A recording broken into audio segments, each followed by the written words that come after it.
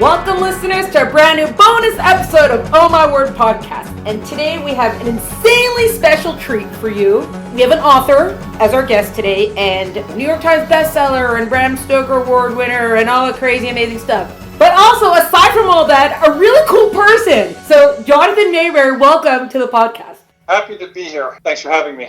I'm so thrilled. I don't know how I slept last night, but I managed. Somehow I managed. If you can, in, let's say, the short version of how did you get into writing? Like, why was writing something that you, at a certain point in school, you're like, you know what, I'm going to do this? Or you kind of fell into it? Or like, how did that come about? I'll give you a short answer, but it's an abbreviated version of a long answer. Okay. Here's the thing. I always wanted to be a writer. It's the only thing I've ever wanted to do my whole life, is tell stories. And what kind of writing I wanted to do changed constantly throughout those years. So by the time I hit high school, where I was really gearing up for it, it was shortly after Watergate. I wanted to be the next Woodward or Bernstein. I wound up getting a scholarship to Temple University School of Journalism. Had every plan of writing for newspapers, and it's the one thing I haven't done is write for newspapers. Oh, that's so funny. Yeah, while I was in college, I took a course on magazine feature writing, a class on it, and I wound up doing that, writing and selling magazine features while I was in college. I continued doing that as a part-time gig. I had other daytime jobs. I was a bodyguard, I was a bouncer, I was all sorts of things I did over the years. I taught at Temple University, up the fence in March Arts History, while still writing on the side. You know, writing was always the thing that compelled me, and it wasn't until I was in my 40s that I decided I wanted to try fiction. That was never on my radar at all. I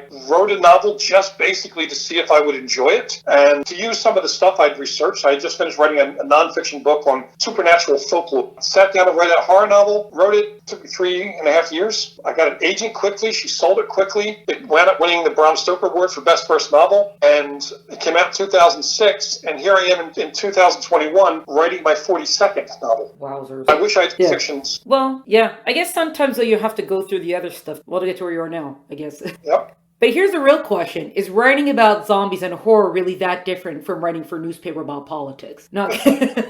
I wish they were more different. At least horror fiction has a better third act and the good guys win. Not entirely sure I'm seeing that in the papers right now. Well, okay, I have to ask one question, because I've seen so much on your bio about you being a bodyguard, and I'm so curious about it, because as a writer, or at least for me, my mind is always in like 100 different worlds and stories. But as a bodyguard, doesn't your mind kind of have to be quiet for like awareness, or like... Yeah. When you're on the clock, you are paying attention to only that. You're not daydreaming. You're not doing anything but paying attention to the moment, to your training, to what the needs are for your principal. That's the person you're protecting. And depending on the type of job, what the team is doing. But it is not a job for daydreamers. You have to be patient, observant, and quick to react. And it's a challenging job, but the side effect of it is I now have enough material to last me for countless novels because of all the stuff I've had to go through on that job. Oh, so there you go. It's part of gathering experience to then be able to be a writer.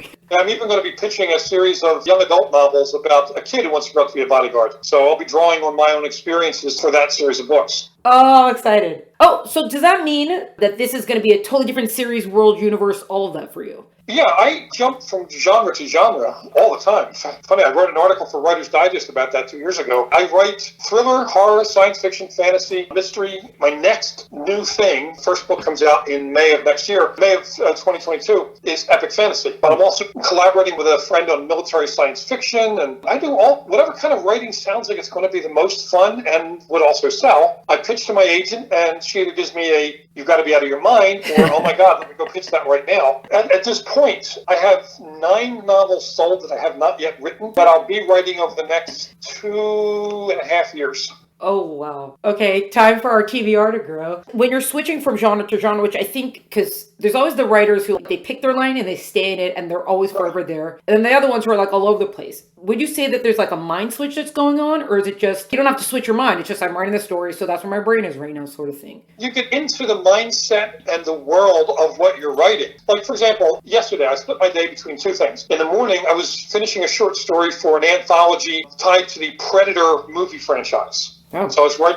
And then in the afternoon, I was working on a post-apocalyptic novel dealing with a cult attack on literacy in a post-apocalyptic America. Now, they're 2 completely different types of stories. The difference between the 2 is just simply I wrote one in one mindset, went out, had lunch, came back, shifted gears, and wrote the next one. Oh, you went out to lunch in between. Oh, okay. Sometimes I walk the dog. Sometimes I just say, okay, that's done. Let me start on the next thing. Usually when I finish one novel, I immediately start the first chapter of the next novel. No matter, even if it's a completely different genre. I just want that moment handled so that, I'm already into the next book. Oh, yeah, wow. What about also writing between different age groups? Because you're in for adult, you've written for young adult. Would you say there's a mind switch there, or that's also just, this is the story, so this is the way it's being told sort of thing? Yeah, I mean, one of the things that helps there is you do a lot of reading in the genre that you're rewriting. So when I did my first young adult novel, I spent weeks, while I was finishing a different book, I spent weeks reading young adult, because my perception of what young adult fiction was as a man, and well, now I'm in my 60s, but I was writing young adult when I was in my 50s. I started there. My perception of what the world was for teens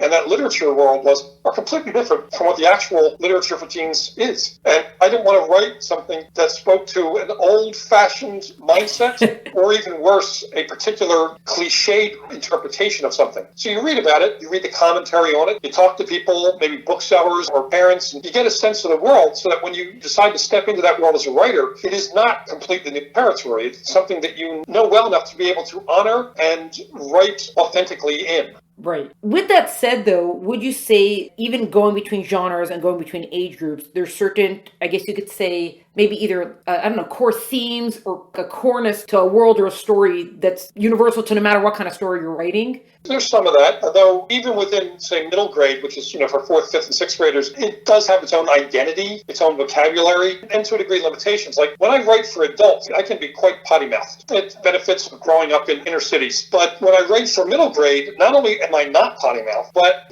as much inside the head of kids as I can get, so I can, see what they would think. I remember being a kid. I just try to get into that mindset, and I don't find it as difficult as it sounds, because it's just a matter of doing your homework so that you understand what it is you're actually writing about, who you're writing for. Once you have that, you then can settle down and just have fun writing. Yeah, that's true. How much reading do you try to get in, either in a week, or is it just before particular projects that you're writing your 9 novels and you're probably reading, and you're doing your short stories and everything else that you're doing? Well, part of it is I read fast. Part of it is I listen to a lot of audiobooks. It's my favorite way of reading these days, because anytime I'm not at my desk, I'm puttering around doing something. And I want to make sure that I'm using that time to read. So I'll listen to 5, 6, 7 audiobooks in a certain genre to kind of get myself into the flow for 2 reasons. One, I want to get into the flow. And 2, I want to make sure that I'm not duplicating what somebody else is doing. So I read the books not only in the genre, but specifically in my zone within that genre. I don't want to be a copycat writer. I mean, that's one of the big sins of a writer, is to try to write like someone else. So by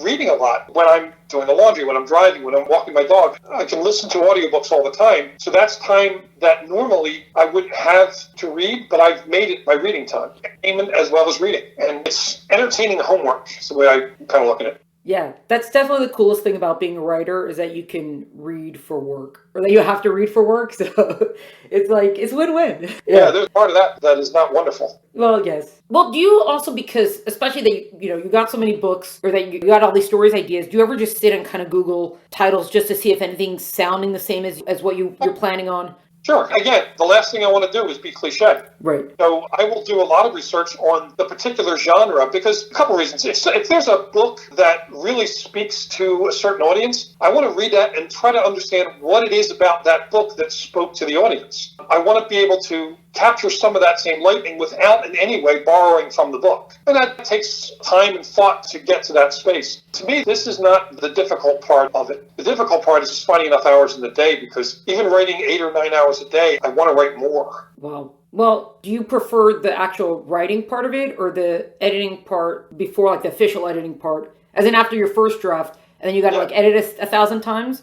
Which is your more preferred stage? Well, it's funny. These days, I'm 42 books in. I don't do as many revision passes. I don't need to as much, because actually, this is a really important writing tip. I spent time also rereading my own published works. The reason I do this is because that's the version that has gone through all the editing, all the revisions, all the polish, and has been published. The more familiar I've become with my edited, published voice, the easier it is for me to then get in that zone, jump right into that zone, which has reduced the number of revisions I've had to do greatly.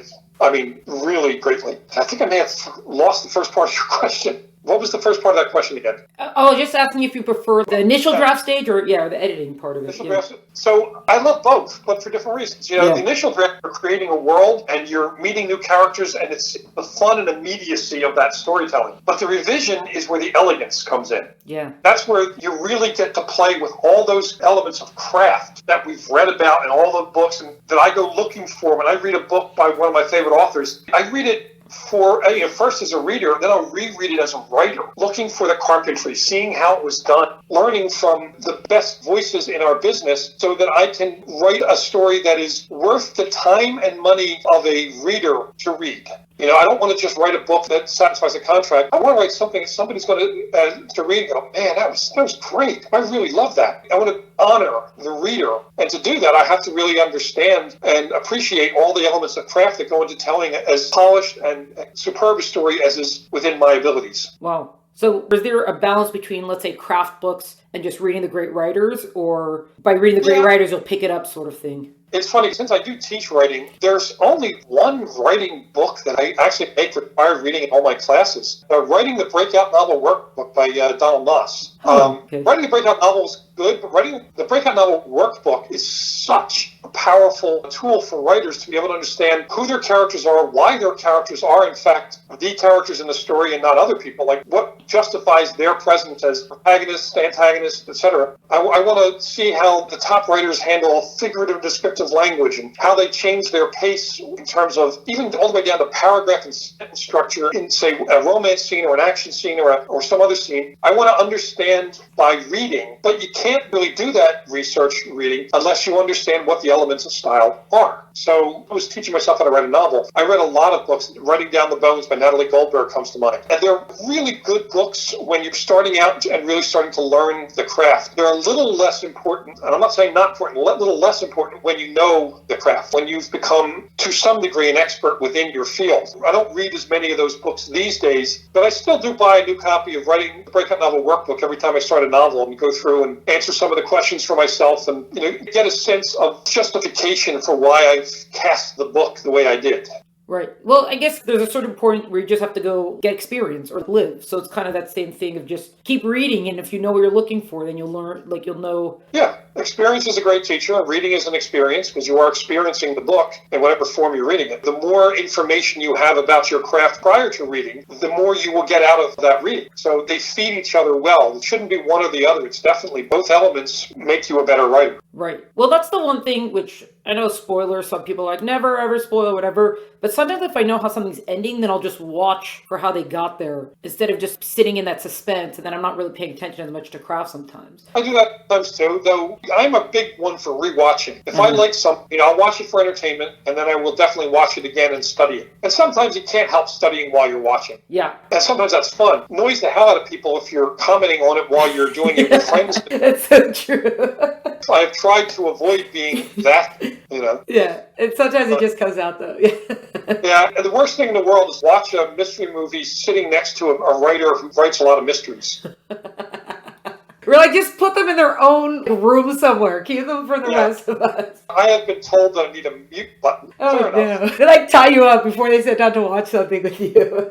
Yeah, they're probably correct on that. Actually, going back, you said that you'll reread some of your own published works to get yourself into that brain, but there's no sense of whatever I'm going to be working on now is going to be better what I've done before, just because one more novel makes me one more novel better of a writer. If that makes sense. Yeah, we all hope we're going to get better with each book, but sometimes I'll reread some of my old stuff and go, it wasn't half bad. And there are times you read a description in one of your older books and it's cringeworthy and you're like, oh my God, I'm glad people don't focus on that because if I could change that one, I would. Yeah, that's true. Because my brother and his friend was once like, no, once a book comes out, it is canon, and you're never allowed to change it. And I'm looking at them like, I'm not exactly this big writer person, but your first book, you could probably go back and write it like 100 times better because you have 100 times more experience. But I guess, is there a sense of like, just get it out there and move on? Get it out there and move on. That's kind of what I've come to because I don't have the time to go back and rewrite everything. I know some writers have done that, and the only times I endorse a writer in doing that is when a book was unfairly edited with a heavy hand. That's a conversation I had with Stephen King a few years ago when he was talking about why he put out the expanded version of his book, The Stand, because it was a long book, but it wasn't the story he wanted to tell. He just didn't have the clout within his own career yet to force the issue to put the book out that he really wanted out. So he went and did it, and it turned out it was, in fact, a better book. The expanded version was the better book. So he was right in that instance. But I also know other writers who want to do it, myself included. And that's the point at which some writer friend needs to give us an intervention and talk us out of it. Well, because also, if you have so many more books to write, you're never going to get to them if you're going to sit on... That is my agent's number one point. Yeah. As my agent tells me, nobody's going to pay you to rewrite something. They will pay you to write something new, so you actually live on your income. Maybe focus on that. Yeah, right. I'm just going to turn a little bit, because your books that I'm most familiar with are The Rot and Ruin, especially we speak a lot about young adult. And I got to say, the first time I saw it, I was actually at a conference that you were supposed to be at the conference, but I think you were sick. So, and I was like, okay, who's this Jonathan Maberry? Like, I hadn't read any of your work yet. I'm like, you see your bio and all your stuff. I'm like, okay, this looks cool. And they had your books there because they had teamed up with a bookstore to have the books of the different writers. And I took one look in Rot and Ruin. I was just like, ew. I do not want to own this cover in my house. And it took me a few years before I finally bought it. And then once I read it, I was like, what took me? Well, I know it took me so long, the cover, but on the one hand, you have post-apocalyptic world and the zombies and all that kind of stuff, but to me, it's really not a book about zombies. I don't know. Would you agree with that, or? I've been saying that for years. It's a zombie book for people who don't like zombies. The point in most horror, anyway, is that if you're focusing on the monster, you have lost the reader. The story is never really about the monster unless you intend it to be. Like, okay, something like Interview with the Vampire, it is about the monster. But most horror novels are not about the monster. They're about people who are encountering something beyond their experience that threatens to destroy their lives. And it's not the monster per se that's the central focus. It's how the characters are dealing with what they're going through. It's the experience of characters. That's why in zombie stories, very often, once you've introduced the zombie, which is a very easy monster to understand, it rises from the dead and eats people. That's pretty much all you need to know about zombies, right? Yeah.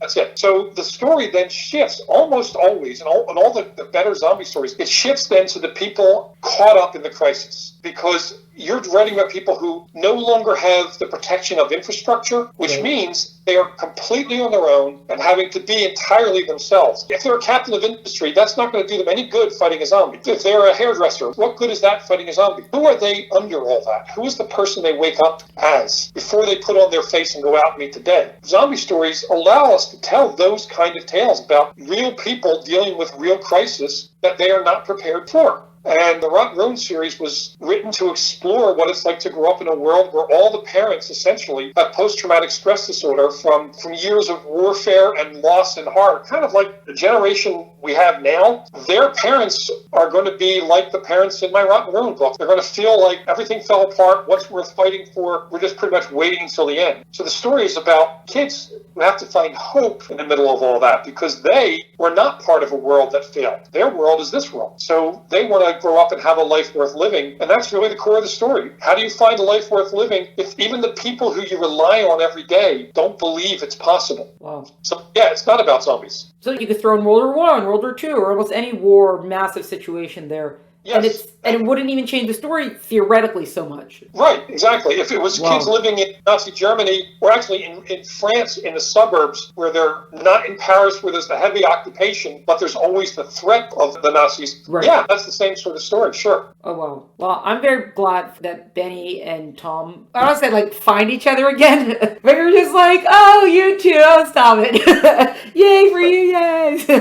I don't know if you know, but the book is in development for film with Alcon Entertainment. The people who did Blade Runner 2049, Book of Eli, the Expanse TV series, they're developing it for film right now with one of the Marvel screenwriters doing the script. That's amazing. But one second, development as in they actually, because I know, they could option and something could be an option for forever. Option and development are the same thing. Okay. Production is what happens if they get to the point where they have a script and they have investors and everything's ready to go, then it goes into production. We're right now in development. They have hired a scriptwriter. He's doing a great job, one of the Marvel scriptwriters. Once that script is approved, the company goes and lines up investors. If they get investors interested enough, then they buy it for production. And this company has a very good track record for going from development to production. It's a boutique film company, even though they've done big films. They tend to only do the films they think they can make movies out of. Oh, amazing. And it's a great group. I like them all. We've been working together really closely on Rot and Ruin. So they did let you have, was it stipulated from the outside, or they opened up the option for you to have a lot of input on the script?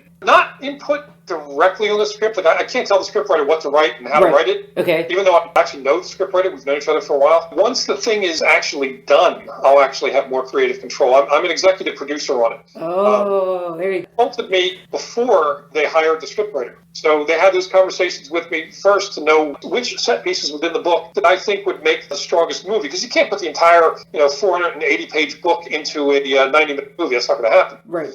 So they wanted my input, and they took some of my ideas, and they didn't take other ideas, and that's perfectly fine. That's their job to do the movie they think that's the best to make. And I'm not one of those prima donnas who gets all upset if they don't follow everything, exactly as written. I would be kind of disappointed if they did, because it's a different medium. As movies are not told the same way as books. Yes. You have to make changes in order to make the visuals come alive. Similar to comic books. I write for comic companies. I'm about to do a comic book adaptation of Rotten Ruin. And even I'm going to make changes for the comic because a comic is not a novel. You can't have as much interior dialogue. You can't have as much backstory. You've got to allow the story to unfold in a different way. I get it, and I'm okay with it. It's funny because you had preempted the question because I was going to ask, how do you feel about adaptations? But that's so true. So the changes that you're making are not necessarily, I wish I would have gone this way, not that way. It's just because there's a visual medium now, as in for the comic book, I don't have to write certain things because it's there. Or this doesn't play out in a visual medium. I have to change this scene. Right. And for example, if there's a scene with 8 characters talking, that's a pretty crowded comic book panel. Yes. So I can shut that down to 3 characters, give one character maybe lines from 2 or 3 other characters. I still get the story across without having to crowd the scene and crowd out the art.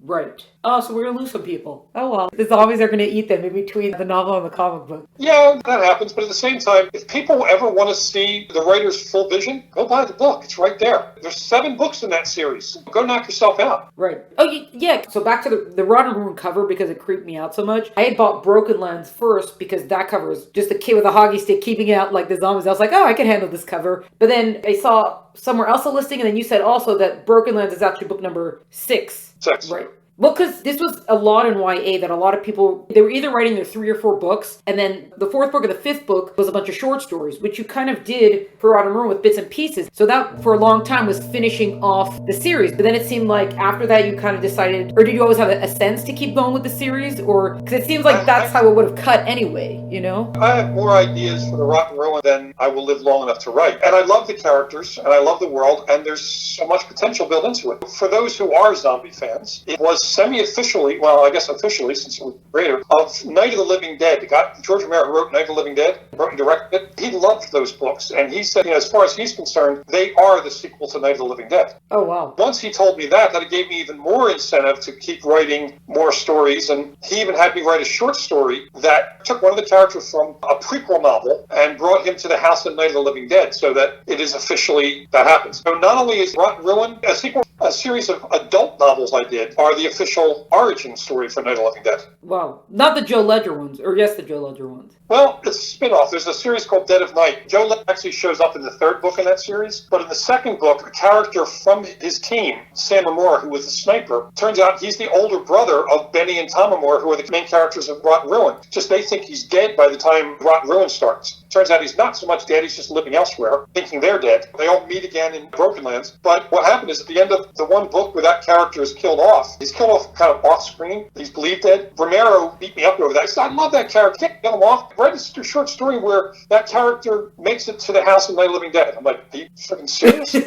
Yeah, I am. So I did, and that became part of an anthology he and I co-edited of stories set in the world of Night of the Living Dead. The anthology was called Nights, plural, Nights of the Living Dead. Sadly, it was the last project George completed before he passed. Wow. That's pretty crazy. Yeah. Wow. George became a really good friend of mine, too. We shared the same worldviews, the same politics, the same sense of humor. Yeah. So a lot of fun working with him on that project. And what an honor, too, because, let's face it, how many people do you know actually created an entire trope, an entire genre of fiction? Prior to Night of the Living Dead, all zombie movies were really badly tied to Haitian folklore. They were really awful versions of white viewpoints of what the zombie culture was. When George Romero did Night of the Living Dead, he wasn't trying to do zombies. That name was actually hung on the genre later on by filmmakers who called it the zombie genre. So he created a genre. He created the entire zombie genre as we know it. Yeah, I don't know anybody who's done that. I don't think there's anyone alive who's done that. Yeah.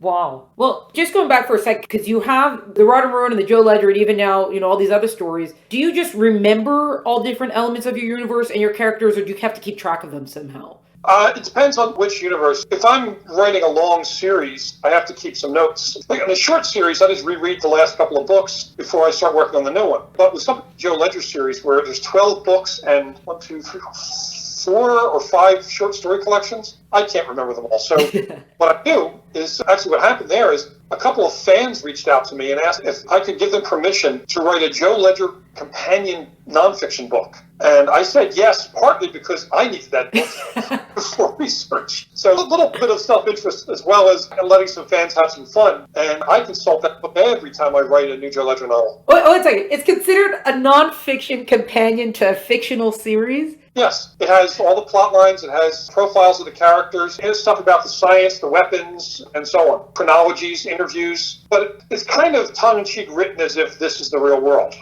It's like a book's version of a show Bible, like for a TV series almost. Yes, it is, very much so. And the fans got the idea from having read a book similar to that set in the Sookie Stackhouse / True Blood world. Oh. Because they loved those books, and they asked me if they could do one for me, and I'm like, yeah, please. Yay for fans. Quickly, got another book to write. Yeah, that's amazing. And then one more thing also, because you're saying that, I have more ideas for the story or, different things. So between the first book and the second book, the location a little bit changes because, they leave the city, they go on the road. Yep. The zombies change a little bit because they get faster, but do you have to keep switching up the zombies? Is there only so much that you could do to switch up zombies? Or what happens at a certain point to expand those elements of the universe? As Romero created them, they're kind of a limited monster in that there's only certain things they do. Yeah. But there are a lot of writers who have taken liberties with that. If you look at guys like Isaac Marion with Warm Bodies, he had the zombies were created by an infection, but love becomes an infection that cures them. Right. In The Girl with All the Gifts by Mike Carey, the zombies are created by spores from outer space, and they have different pack behavior. So you can change things a lot. But since I had established one kind of zombie in the book, and I had done a ton of science research, I do lots of research. I talk to molecular biologists and epidemiologists about natural mutations and about forced mutations that can happen in labs. So based on that research, I was able to build into the storyline the potential that zombies can change. It's just the zombies around the small town where the characters are living, there's no reason for those zombies to change because they would not have had exposure to other types of zombies. It's not like they're world travelers. It's only when we get out into the world and see the different types of zombies out there that we find out that the interaction with different species, different versions of the mutation, have created different forms of zombies, and that becomes a great effect because now what you think you know about how to stop them may not apply. Right. Is the one limit, I don't know if it's like a limit, but is the one sort of limit for zombies just intelligence? Because the higher their intelligence level, I don't know, they just become cannibals? That's a little extreme, but yeah. Zombies are scariest in numbers. Okay. One slow-moving zombie is not that scary if you understand the basics of what to do. That's why if you watch shows like Walking Dead, originally you have one character being terrified of a single zombie and not knowing what to do and so on. And then later, by like the 5th or 6th season, the group of heroes is killing like 80, 90 zombies in a single fight. So that's why the villains, the real villains of the stories, are not the zombies. They're almost always human beings. Because zombies are not by themselves evil. They're without conscious thought. Right. They have no malice, any more than a plague or a tornado has deliberate malice. So with that, you build in people who see this catastrophic situation that's happened, the world ending, but also laws ending, and they think, well, this is my time to do whatever I want. And we have that kind of personality. So you marry that opportunistic meanness, that corruption or evil, against the heroism of the characters who are trying to fight it, you pretty much got Shakespeare right there in terms of plot. It's good guys and bad guys. Right. And then writing 2 different series within the same universe, is it just like, well, as long as there are 2 different parts of the world, I could kind of play around with it? Or if I set it up in this book, I got to make sure I follow through with it in that book? Yeah, you want consistency within your own work. At the same time, if you're writing 2 different series, in the Dead of Night series, which is actually written for adults, not teens, in that series, it's just starting. So the plague is in its purest form. There are no mutations yet because there hasn't been time for this thing to mutate. But as we get into the 3rd and 4th books in the series, which jump forward in time, we're seeing mutated zombies. We're seeing more variety because that's what happens over time in the natural world. It would be weird for something not to mutate. Right. A lot of mutations could be a necessary part of expanding that world because it's not going to be the same everywhere. It can't be. Science doesn't work that way. And there was also, I think, like the zombie hog or something like that. Some of those were originally test animals that got out, and some of those test animals infected other animals. By Broken Lands, we'd even run into a zombie silverback gorilla. Oh, wow. It was a bit of a challenge to deal with because, silverback gorilla by itself is tough enough. But when it's harder to kill and it's a zombie, it's like, oh my. There's in Lost Roads, the last book in the series so far, two of the characters are chased by a pack of zombie zebras, which are normally pretty cute animals unless they turn into carnivorous monsters. So that's fun, taking an expected thing and turning it around and changing its nature. That allows you to have a little weird fun. Right. That's for the audience. Well, because I guess also, how many times are they just going to be chased by a pack of zombies? Because then it's the outer elements are still the same thing in every story then. If you don't do something to up the ante, not just human-wise, because, there's so many possibilities with that. But like you said, because zombies are so limited, you got to figure out how crazy you could go with that, I guess. That's our job as writers, to be inventive, to take something and say, okay, well, what's the next twist to it? A lazy writer doesn't bother. A writer who really wants to honor the reader who's reading their work always bothers to do that, always takes that extra step. And it's also fun, too, because it keeps it from being boring for you. You don't want to just sit down and write the same old thing every day. Right. Two of my recent novels deal with vampires, Glimpse and Ink. Neither vampire sucks blood. Neither is scared off by a cross or killed by a stake through the heart or any of that. They feed not on blood, but on different essences. In Glimpse, it's a vampire that feeds on hope. And in Ink, it's a vampire that feeds on memories. Well, so that's me taking a standard model of a monster and just going completely a different place with it. I went somewhere else with it. As a result, not only did it keep it fresh for me and keep it fresh for the readers, but the characters within the story. Like, if you and I were suddenly in a vampire story, we would think we would know how to deal with it. We'd get cross and garlic and some steaks and, all that. But if it turns out that those aren't the rules that actually work, our preconception of how to fight that thing becomes a vulnerability because we believe so much that we have an answer that we're not prepared for when the answer doesn't work. That's good dramatic tension in fiction. Yeah, that's basically life.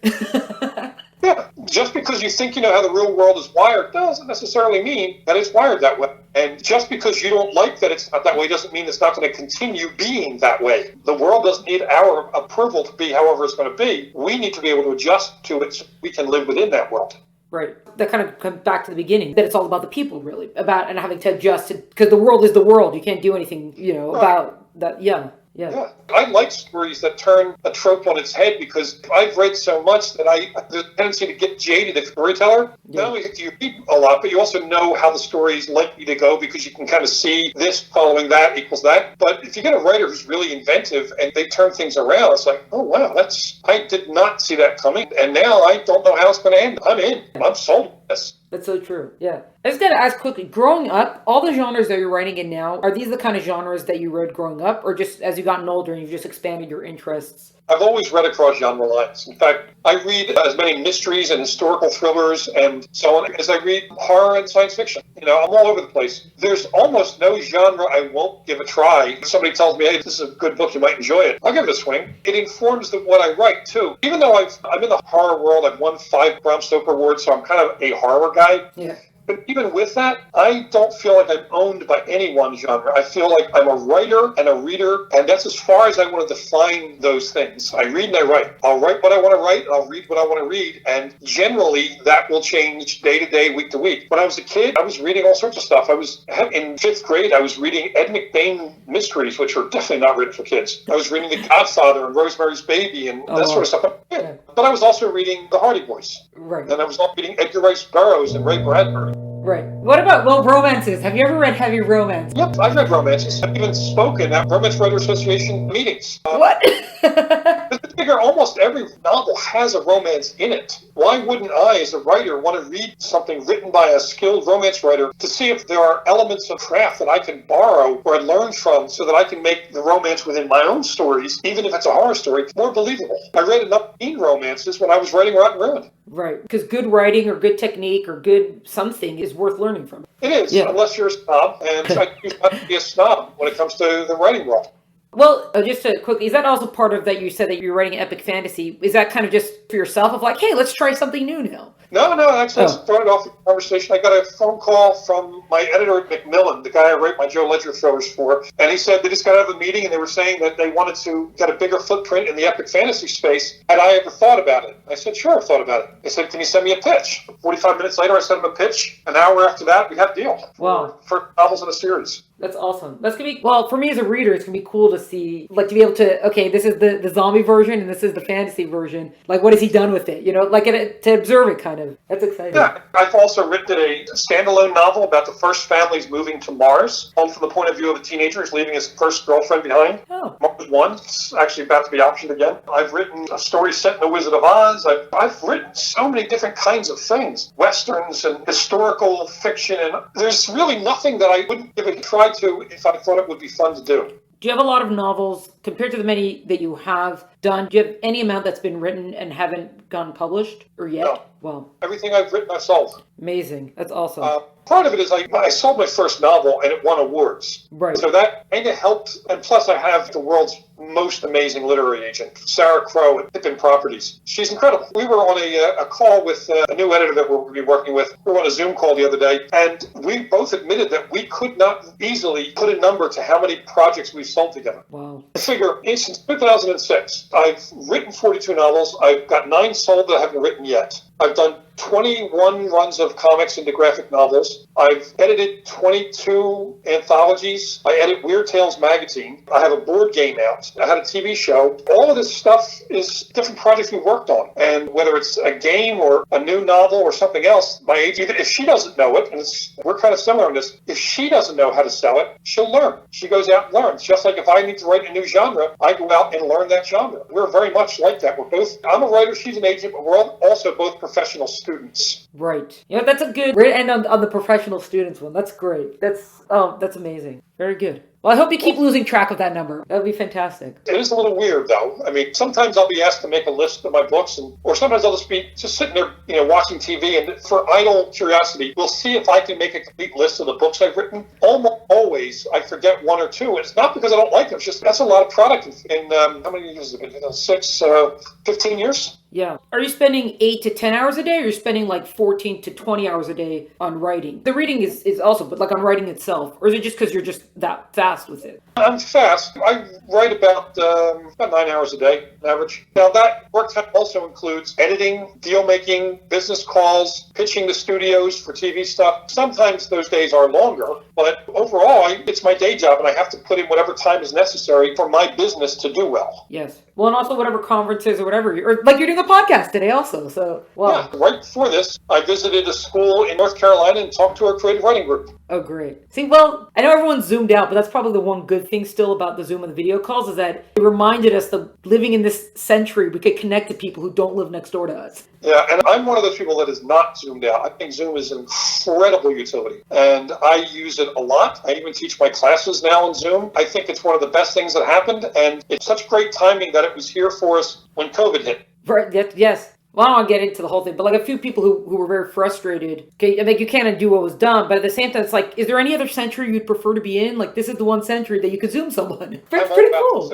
Yeah. I like the technology. I like the speed with which this century moves. I'm in my 60s. I'm 63, but I'm very much right in the middle of what's happening with technology because I see how that affects what I do. It affects my business. Yeah. And either you move with the times or you get left behind. And I'm having too much fun to want to get left behind. Yeah, there you go. Excellent point. Very, very good.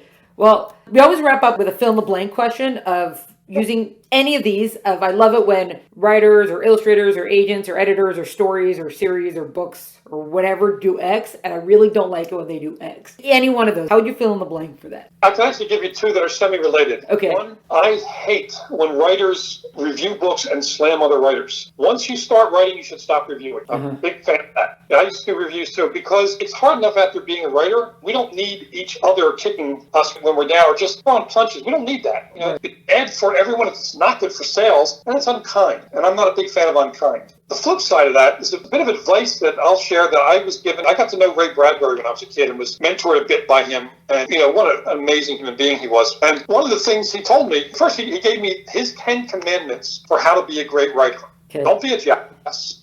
Don't be a jackass. Don't be a jackass. So on. And that's not only great advice for a writer, it's great advice for living. Yes. He told me that the thing that made him the happiest as a writer was when he's able to help other writers, to be kind to them, to be supportive, even if there's no gain in it for us at all, even if there's no paycheck, no pat on the back, nothing. Help another writer out, and you've done a good day's work. So I started the Writers Coffee House to do exactly that. We have groups meeting all over the country, no fees, no registration, just writers helping writers, because that's a really good way to get along. So that's the thing I think more writers should do, and I like it when they do it. And slamming other writers, putting other writers down is the thing I hate, and I hate when writers do it. I got nothing to say on that. That's yes. Wow. Well, Jonathan, thank you so much for your time. Well, I guess thanks to Ray Bradbury for pushing you to give to other writers. Yeah. Ray was the man. He was everything, every bit as good as everything you've ever heard about him. Wow, that's pretty and awesome. Yet still met his deadlines. So you're a good guy, spend a little time doing some good for people and still get your deadlines done. It isn't one or the other. Amazing. Well, thank you so much. Thank you so much for your time. Thanks so much for coming on today. It's been so much fun speaking with you.